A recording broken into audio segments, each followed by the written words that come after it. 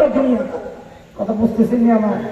চলে আরেকটা কইলে তো অনেকের কলিজায় জলম ধরবে, বলুন না ছাড়ুন কত জ্বলবে, জলে মলম লাগাই দিয়ে না তারা আমারে কিছু করে দেবে। বলেন সকল দেখবেন মরা গরুর খবর পাইলে ডাইরেক্ট নামে না, আসমানের উপর ঘুরে, কেউ কথা ঠিক নেই, মিছিল করে মিছিল। কেন? ও আশেপাশের শকুনকে দাওয়াত দেয়, নিচে খাওয়া। ওই শাহবাগের যারা মিছিল করে ওরা জানে মিছিলের পরে বিরিয়ানি আছে, তো ওই শকুন যখন মিছিল করে আশেপাশের শকুনরাও বুঝে যে নিচে মরা গরুর তিহারি আছে, তো ওরাও এসব মিছিলে যোগ দেয়। সবাই যখন আসা শেষ হয় তো একসাথে নয় না, ভাগে ভাগে খায়, কোনো ঝগড়া বিবাদ না নাই। শকুন তো মাগরিবের পর থেকে ডাকা শুরু করে মরা গরুর খবর পেয়ে, হুক্কা হুক খাওয়ান পাইছি বল দিয়া হো। কুত্তার খবর কি জানে? কুত্তার চেয়ে 20 গুণ বড় নয়।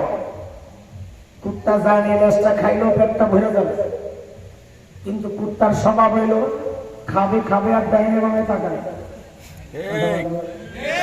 যে দেখে আরেকটা কুত্তা দেখা যায় খাওয়ার আই খেয়ে দেয়, ওটা দৌড়ানি, কথা ঠিক?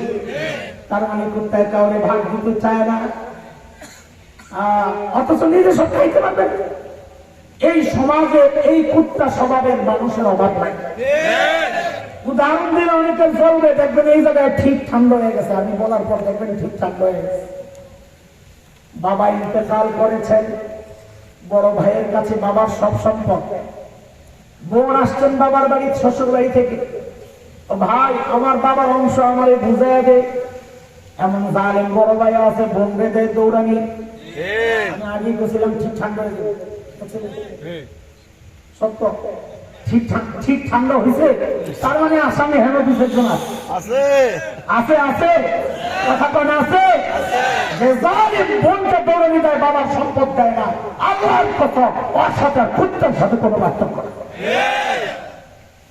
সরকার টাকা দিছে রাস্তা বানাই, এমন জালেম আছে জনগণের হক, এটা ওই হক মাইরা বিদেশ জায়গা বাড়ি বানায় না, বাংলাদেশে নাই এগুলা।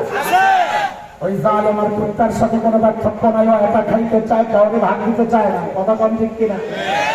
বুঝতে একটা আয়না দিলাম, আয়না, ওই আয়নায় নিজের চেহারা দেখে যদি দেখেন হায় আমিও তো দুনিয়া কামানোর ক্ষেত্রে কোনো টাইম টেবিল মেনটেন করি না, আমার নামাজের ঠিক নাই, জামাতের ঠিক নাই, তিলাওয়াতের ঠিক নাই, তাসবিহ ঠিক নাই, সারাদিন খালি দুনিয়ার পেছনে ঘুরি, তো বুঝতে হবে কুত্তার লগে বন্ধুত্ব হয়ে গেছে, আমিও আস্তে একটা দুনিয়া থেকে।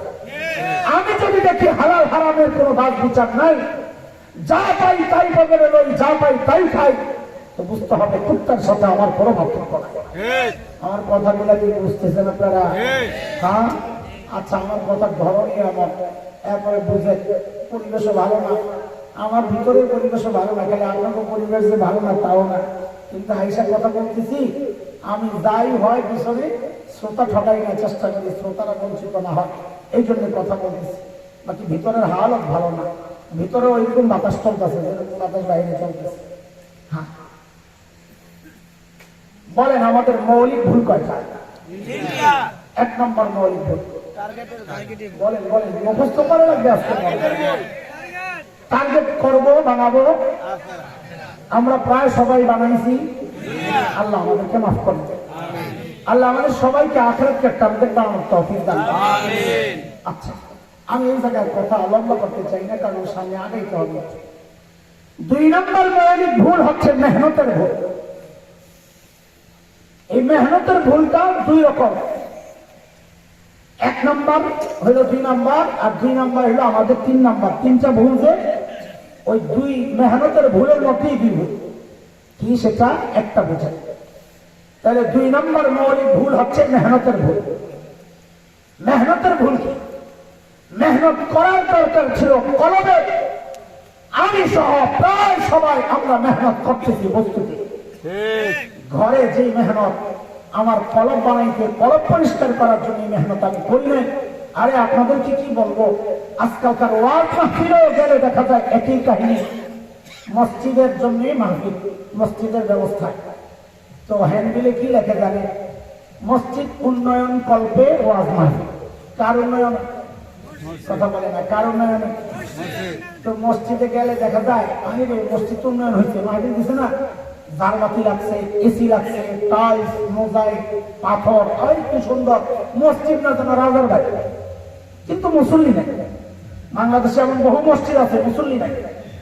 যারা আশেপাশে 2-4 জন থাকে, তাকাইলে দেখা যায় রুকু ঠিক নাই, সেজদা ঠিক নাই। রুকু সেজদা তো দেখা যায়, কেরাত তো আর দেখা যায় না। কেরাতের অবস্থা আরো করুন, যদি মাঝে মাঝে শুনি তো দেখি কি কয়, লেইলাফে কোরাইশি লেইলা। কেরাতের হালত কি? লাইলাফি কুরাইশি না, কোরআন শরীফ না, কোরআন শরীফ হলো ইলাফে কোরাইশি। আমি তো বলছি লেইলাফে কোরাইশি, কোরআন শরীফ না, ধরা এগুলো অবস্থা। কেন অবস্থা? কারণ মাহফিল দেওয়ার দরকার ছিল মুসল্লিদের ইমান আমল উন্নয়ন করবে। মাহফিল বেশি মসজিদের উন্নয়ন করবে, মসজিদের উন্নয়ন হয়ে গেছে, মুসল্লিদের ইমান আমলের কোন উন্নয়ন হয় না। ভেজালটা কোথায়? আচ্ছা, একটা উদাহরণ দিয়ে আরো বুঝবেন আপনারা, খুব মনোযোগ লাগবে উদাহরণ বুঝতে।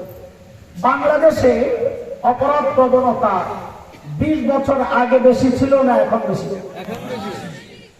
আপনার বাপ এসে আপনি বেশি শতাংশ করেন না, হিসাব সোজা।